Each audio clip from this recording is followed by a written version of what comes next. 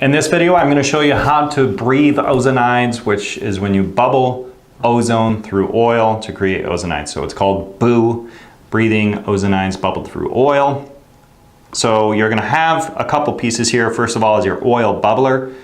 And this has two components to it. It has the stem, which you can see right here. You put the oil just into what is called the flask. Generally, you fill this at least halfway up. You don't want a really low amount because you want there to be enough oil for the ozone to convert into an ozonide.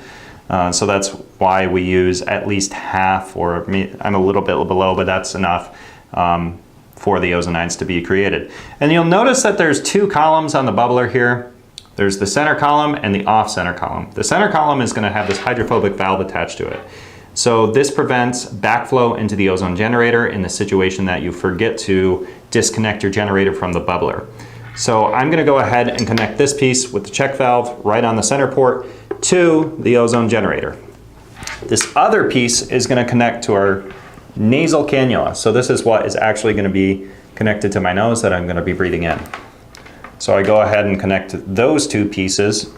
And then your nasal cannula, there's these two little prongs here that you should be able to see. And these just go directly into your nose. So you go in your nose, around your ears, and you look super cool. Everybody will want to talk to you. But yeah, that's what this looks like.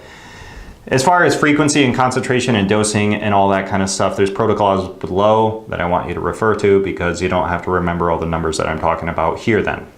So the first thing we do is turn on our ozone generator. I'm going to choose setting 4 at 19 gamma. Again, the protocols are below that give you more information, but just for the sake of this video, I'm going to choose setting 4, 19 gamma. So I go over to my regulator, I choose setting 4,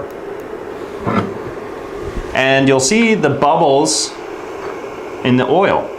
So the ozone gas is coming from the oxygen tank through the generator, down the center column, and then the excess gas goes directly into my nose. And you're just gonna go ahead and relax here for about 15 minutes. So you can wait 15 minutes. This is indicated for lung or sinus issues. So infections, mold toxicity, COPD, things of that nature that you can go ahead and breathe the ozonides. All right, so let's say the 15 minutes is up. I'm gonna go ahead and turn off my ozone generator. I'm gonna set my regulator back to 0. And then we're going to disconnect this. You do want to disconnect it every time because you don't want backflow into your valve or into your generator. So make sure you disconnect it every single time. Again, you cannot breathe straight ozone gas. And the reason is because there is no antioxidant tissue in the lungs.